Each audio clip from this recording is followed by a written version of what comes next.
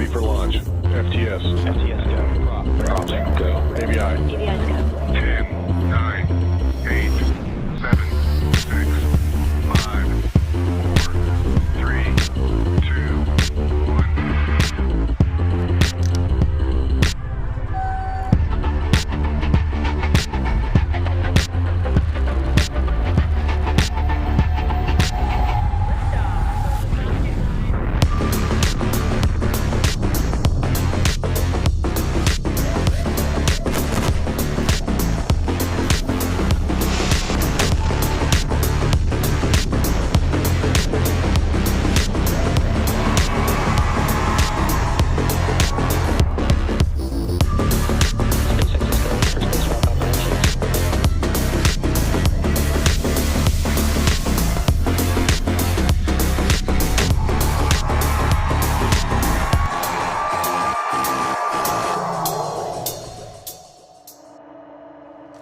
Hello everyone, and welcome to our launch coverage of the Nusantara Lima mission. I'm Chris Gebhardt with SpaceX Communications, joining you from Hawthorne, California. It's Thursday, September 11th, and you are looking at a live view of our Falcon 9 rocket awaiting its 9:56 p.m. Eastern Time launch from Space Launch Complex 40 at Cape Canaveral Space Force Station in Florida. Nusantara Lima will be the newest satellite in Pacific Satellite Nusantara's fleet. The geostationary communications satellite will have the largest capacity in Asia using very high throughput satellite technology. Indonesia is the world's largest archipelago, with many remote areas that are challenging to reach to provide internet. The Nusantara Lima satellite will be critical to providing essential connectivity across the country's more than 17,000 islands. We'll have more to share about today's payload in just a bit. Right now, Falcon 9 is tracking no issues, and the Nusantara Lima payload is healthy. Weather is currently a watch item, with teams and weather officers keeping an eye on some clouds in the area, as we've had to do all week for our previous launch attempts. If for some reason we do have to call a hold on today's launch, we have a backup opportunity scheduled on the range in Florida for tomorrow at 7:58 p.m. Eastern. For today's launch, the Falcon 9 team reported on console at T-minus 2 hours and 15 minutes and began their final checkout of the launch vehicle and ground systems. Final checkout of the flight termination system was performed at T-minus 1 hour 45 minutes, and the chief engineer conducted a technical readiness poll just before T-minus 1 hour. There, the Falcon 9 team completed a data review of first and second stage propellant checkouts, as well as avionics and guidance navigation and control. At that technical readiness poll, there were no issues, and the team completed another poll at T-minus 38 minutes to proceed into propellant load and launch. We're expecting to finish up loading propellants onto Falcon 9 at about the T-minus 2 minute mark. So while the countdown continues, let's take a moment to learn a little bit more about the payload on today's mission. Tower, we are go for launch, over.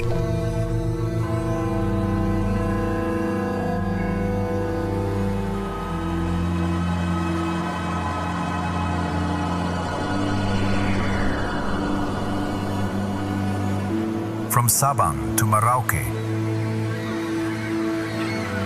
from Miangas to Rote, Indonesia is a vast nation. More than 17,000 islands bound by the sea, separated by distance. Indonesia is not only vast, but rich in culture, heritage, and spirit.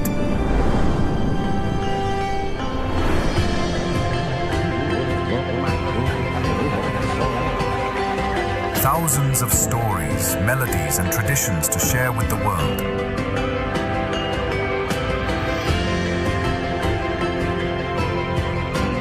Yet these voices remain unheard, and these treasures unseen.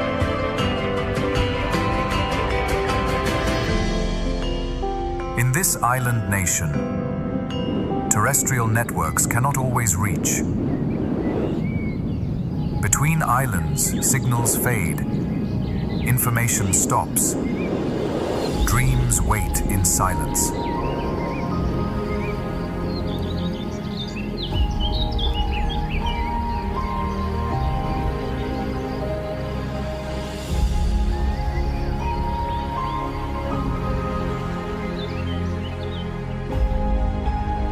the sky holds the answer. Satellite networks, limitless in reach, crossing seas and mountains, connecting what was once apart. Nusantara Lima, Indonesia's giant leap. With the largest satellite capacity in Southeast Asia, it brings digital services to every corner of the nation with ease. It paves the way for equal internet access, powering the digital economy and standing as a symbol of our nation's technological progress. More than that, it bridges cultural differences across archipelago and opens a window for Indonesia to share its heritage with the world.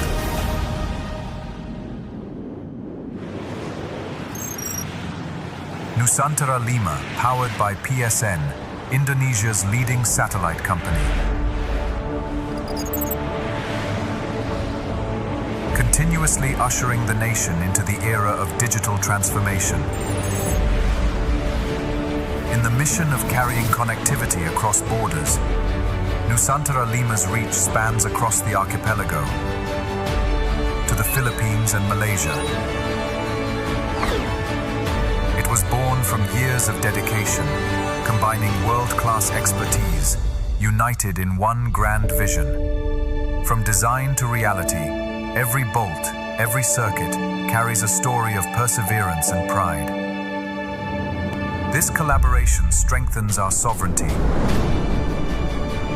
and places Indonesia shoulder to shoulder on the stage of global technology. From Los Angeles, the skybound Voyager traveled to its launch site.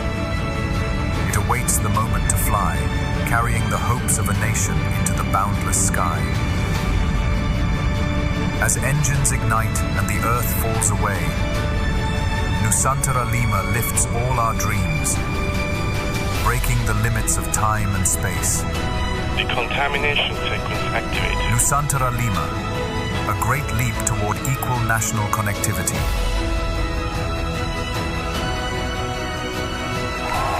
From the sky for the motherland, uniting us all for generations to come.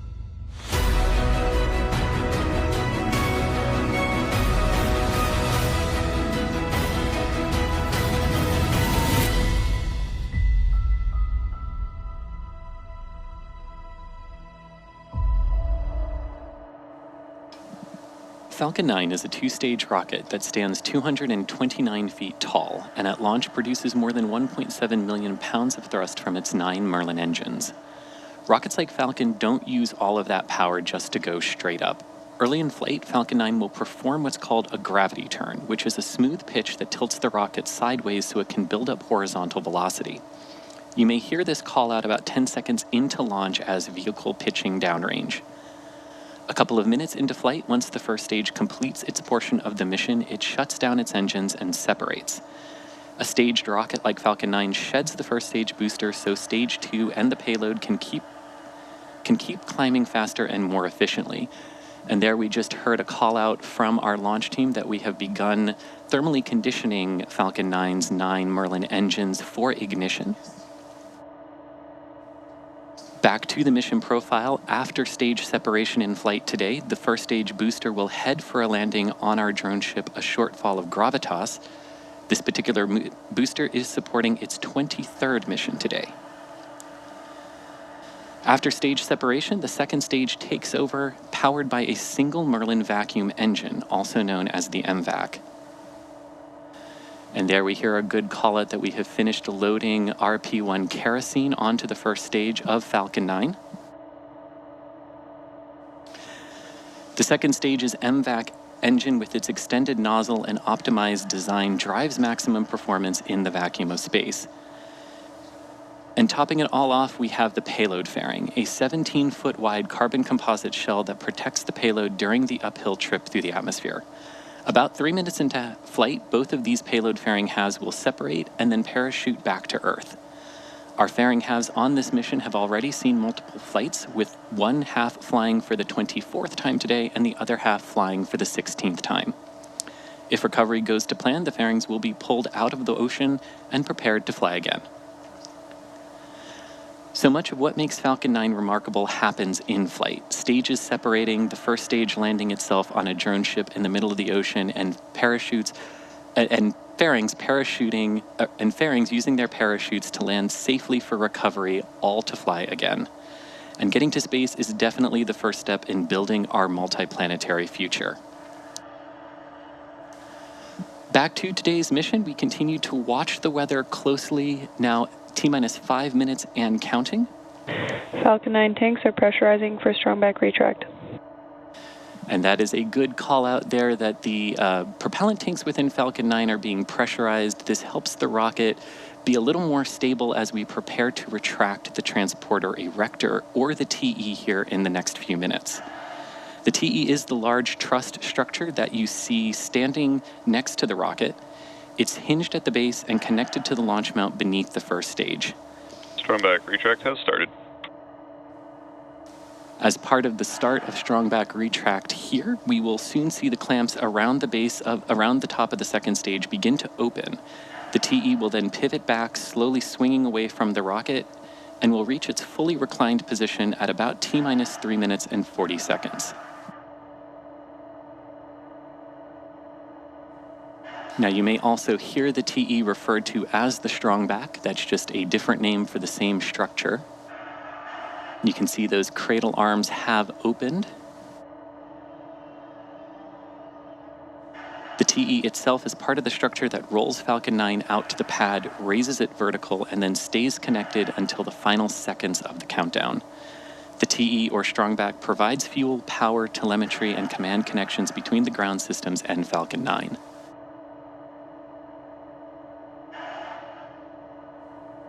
And there you see the TE pulling back just a couple of degrees to its pre-launch position.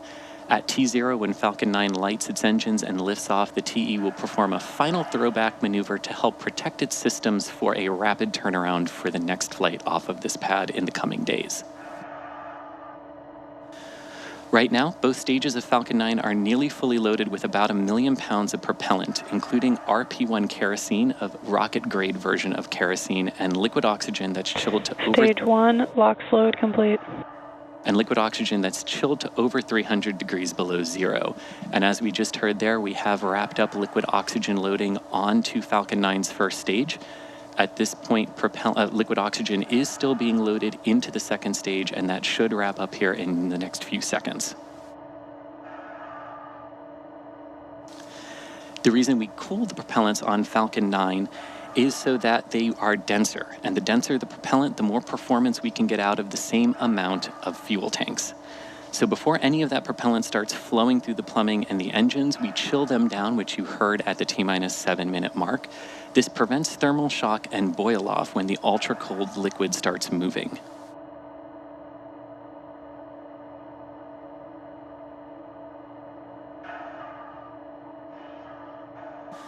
Coming up momentarily, we should hear a call out for the completion of liquid oxygen loading onto the second stage. Stage 2, LOX load complete.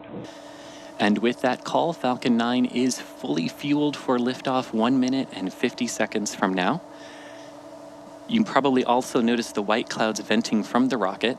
That's actually condensation. As the liquid oxygen warms slightly inside of Falcon 9's tanks, some of that liquid oxygen boils off, and that gas is vented out to help maintain pressures inside the tank. When the vented oxygen hits Ground the warm, gas closeouts. humid Florida air, it instantly condenses into clouds. And as you heard there, we are now performing ground gas closeouts, purging all of the lines that just loaded all of that propellant into Falcon 9 to get them ready for liftoff today.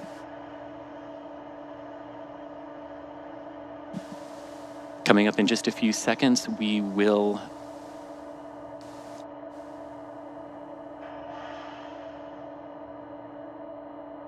Falcon 9 is in startup. And with Falcon 9 in startup, Falcon 9's computers have taken control of the count. We should hear a final go, no-go for launch call from our launch director in the next few seconds. Launch director, go for launch. And with our final go for launch and a good weather forecast here for the final 30 seconds, let's sit back and watch Falcon 9 take the Nusantara Lima satellite into orbit. T-minus 30 seconds.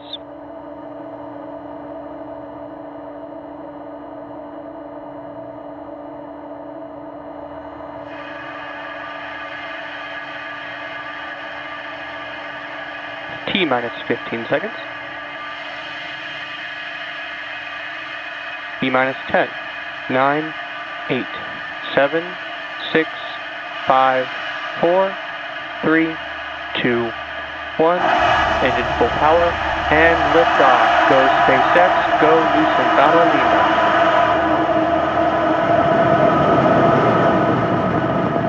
With the chamber pressure is nominal. Vehicles pitching downrange.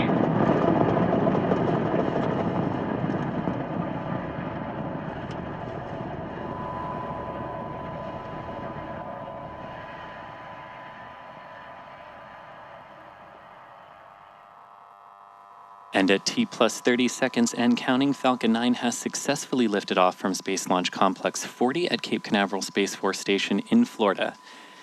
In just a few seconds, we'll start throttling down the 9 Merlin engines in preparation for max Q, the period of maximum aerodynamic pressure. This is a critical moment during flight because the combined stresses caused by Falcon 9 accelerating through the atmosphere and the ambient static pressure are at their greatest. Falcon 9 supersonic. To help go from vertical to horizontal, the first stage has performed a pitch kick maneuver. This maneuver, known as the gravity turn, gimbals Falcon 9's engine just a small amount to slowly turn the first stage so that it's going from straight up to a more horizontal orientation. And as you heard, we have passed through max Q. Everything looking good on Falcon 9 about a minute and a half into the flight. Coming up shortly, we'll have 3 events that'll happen in quick succession, and we should hear chill has started. all of those called out by mission control, starting with main engine cutoff, followed by stage separation, and then stage engine start 1. That call out you just heard means we are now thermally conditioning the second stage's MVAC engine in preparation for its ignition. That ignition will happen after stage 1 shuts down its engines and separates, after which the stage 1 booster will begin to make its way back to Earth, descending under the force of gravity until it's time to relight its engines for the entry burn. At second engine start 1, or SES1, we will light the MVAC engine on the second stage for the first time. And we should have main engine cutoff on the first stage booster coming up here in just a few seconds.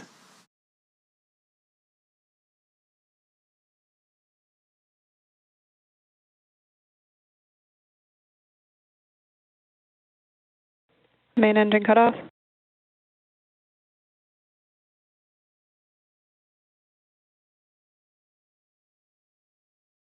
MVAC startup. And there we had those 3 events in quick succession: main engine cutoff, stage separation, and the ignition of the second stage's MVAC engine. Coming up in just a few moments, we should hear a call out for payload fairing separation. The 2 payload fairing halves are encapsulating and protecting the Nusantara Lima payload right now, but once the stage climbs into the vacuum of space, those payload fairings are no longer needed and they will be jettisoned. Both vehicles are following nominal trajectories. Confirmation there that both stages are following the planned flight path today.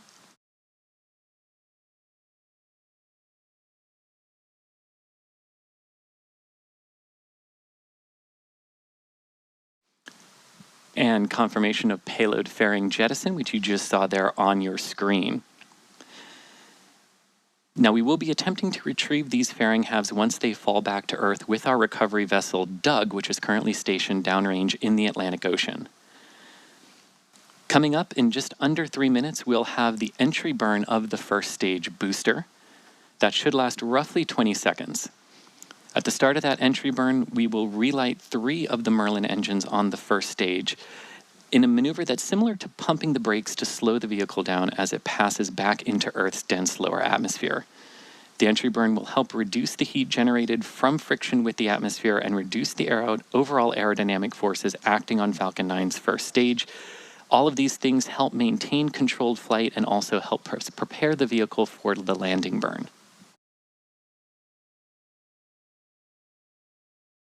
During that entry burn, Falcon 9 will be decelerating by firing its Merlin engines, but the vehicle is still moving quite fast at this point. This causes it to fly through its own engine's exhaust, also known as the rocket's plume. This deposits a layer of soot on the outside of the vehicle, which is why our flight-proven Falcon 9s look the way that they do. That soot comes from the carbon-based fuel that Falcon 9 uses, and with each flight, that soot builds up a little bit more on the outside of the vehicle.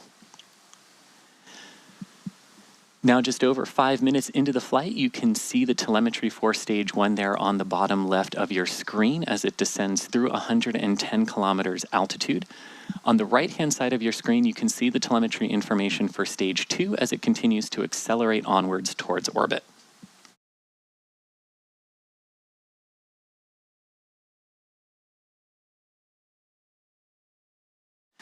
Reusability is key to lowering the cost of spaceflight, enabling more investments in critical space infrastructure.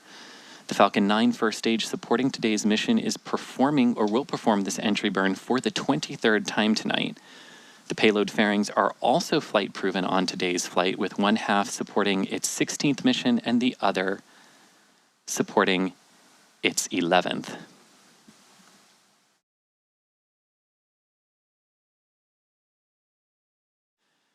Coming up shortly on that entry burn, you can see our dual view here, Falcon 9's first stage on the left-hand side of your screen and Falcon 9's second stage continuing to orbit on the right. Stage 1 entry burn startup. And there we can see Falcon 9 performing its 3-engine entry burn to slow itself down as it enters Earth's atmosphere. This burn should last about 23 seconds and will help prepare the vehicle for the final landing burn down onto the drone ship. Stage 1 entry burn shutdown. Both vehicles are following nominal trajectories. And confirmation of a good entry burn and that both stages of Falcon 9 continue to follow the pre-planned trajectories today. Now, the Merlin engines on Falcon 9's first stage are optimized for sea level, and these achieve about 190,000 pounds of thrust during ascent and descent each. At liftoff, Falcon 9's first stage had a thrust greater than 5 747 airplanes at full power. Conversely, the single MVAC engine on the second stage, which has a much wider nozzle, is optimized to operate in the vacuum of space and is capable of producing 220,500 pounds of thrust in vacuum. Coming up in just a few seconds. Stage 2 is enter terminal guidance. Stage 2 now performing the final maneuvers to enter the desired orbit today as Stage 1 transonic. 1 is now transonic, approaching the drone ship.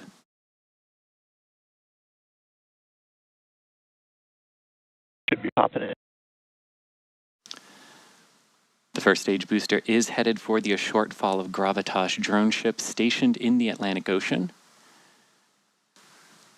And Stage 2 is preparing to shut down its engines after achieving the initial parking orbit today. Stage 1 landing bird. And there we shut down. see just about the same time Falcon 9's first stage reigniting its center Merlin engine for the landing burn as Stage 2's MVAC engine cut off after reaching orbit. Stage 1 landing light deploy. Nominal parking orbit insertion.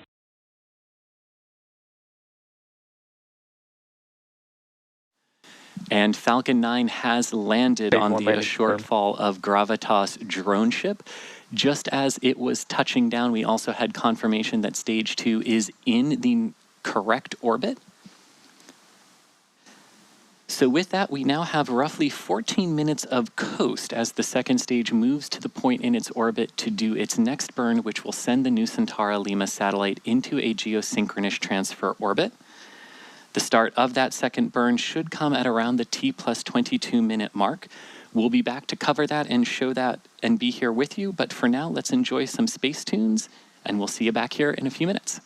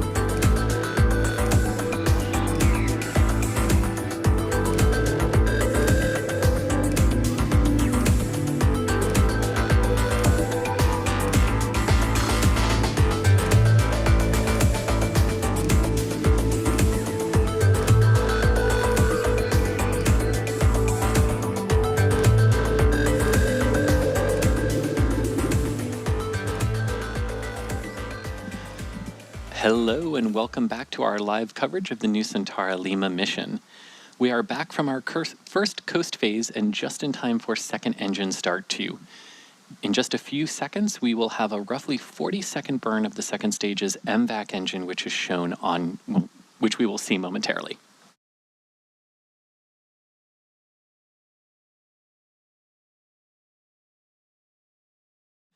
MVAC startup. And there we have good call out of the ignition of the MVAC engine. This is the second burn of the MVAC on today's flight. The first burn started around 2.5 minutes into launch and lasted for about 5.5 minutes until we reached our initial orbit, which we call a parking orbit. The burn taking place right now will place the Nusantara Lima satellite into its needed geosynchronous transfer orbit for payload deploy. Let's watch and listen in for confirmation of shutdown and a good burn.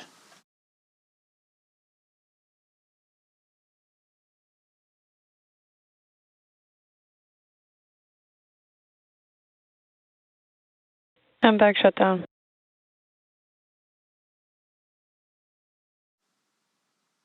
Confirmation that the MVAC engine shut down as expected. For the next 7 minutes, we'll be in another coast before we reach Nominal orbit insertion. Before we reach deployment of the Nusantara Lima satellite. And there was confirmation that we are in the proper orbit for payload deploy. So with that, we're going to take a short break and we'll see you back here in a few minutes at about T plus 27 minutes.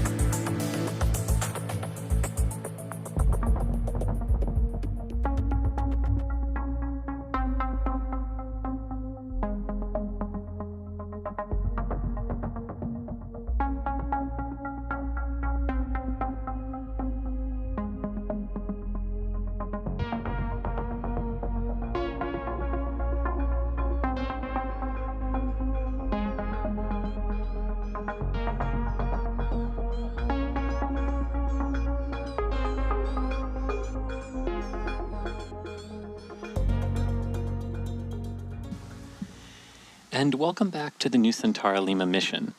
We're now just over 27 minutes into today's flight and coming up on deployment of the satellite into its geosynchronous transfer orbit. To recap today's mission so far, Falcon 9 lifted off at 9:56 p.m. Eastern Time from Space Launch Complex 40 at the Cape Canaveral Space Force Station in Florida. About 2.5 minutes later, the first stage shut down and separated, and then headed for a successful landing on the A Shortfall of Gravitas drone ship in the Atlantic Ocean about 8.5 minutes after taking off from Pad 40. The second stage then took the Nusantara Lima satellite into its desired transfer orbit via 2 burns of its MVAC engine. We're now standing by for that geostationary communications satellite for Pacific Satellite Nusantara, or PSN, to be deployed. Here's a little bit more about today's payload.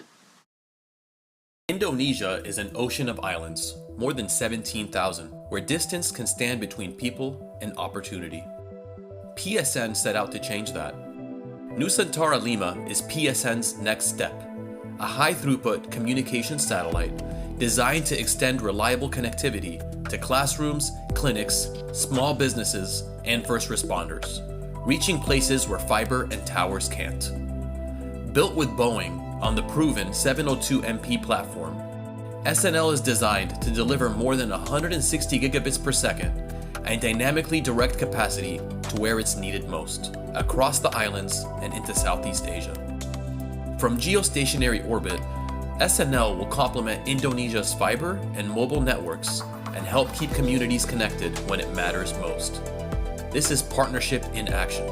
PSN's vision for nationwide access, enabled by technology that's built for reliability and impact.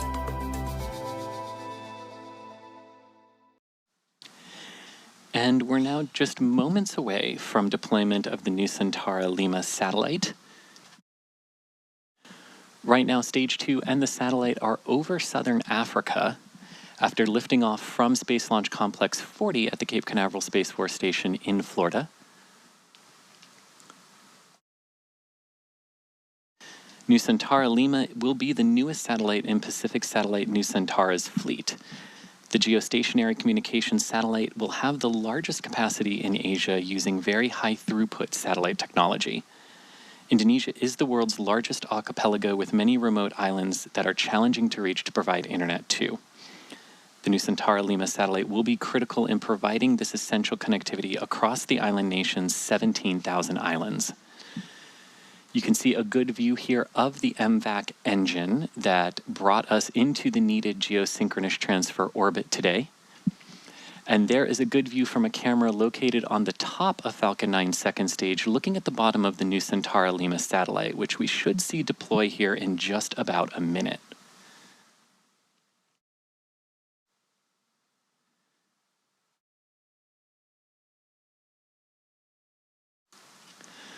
For the launch portion of today's mission, the Falcon 9 booster that performed the first part of the ascent was supporting its 23rd flight, while the two payload fairing halves were supporting their 16th and 11th missions respectively today. Those payload fairings will be picked up out of the Atlantic Ocean by our recovery ship Doug, and the booster, which landed on a shortfall of gravitas, will be brought back to Port Canaveral for refurbishment for a later mission, as will the payload fairings.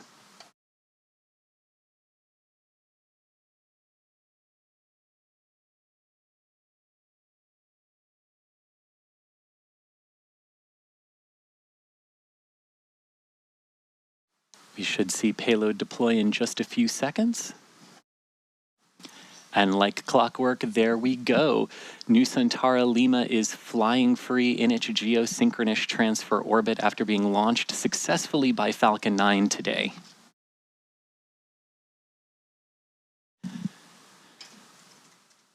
And also getting a good view of sunrise as Falcon 9 circles the Earth after lifting off in darkness from Florida. But with confirmation of payload deploy, that will bring an end to our live launch coverage. As always, we want to thank Pacific Satellite Nusantara for entrusting us with today's mission, as well as the Eastern Range and the Federal Aviation Administration for their support. A big thank you to all of you for joining us for today's mission. If you're interested in more launch coverage, head on over to spacex.com/launches for the most up-to-date information. When you're there, make sure to check out our new departure board as well, featuring our upcoming launches with details such as mission name, launch and landing site, and liftoff times. Also, remember to follow SpaceX on X, and we will see you next time.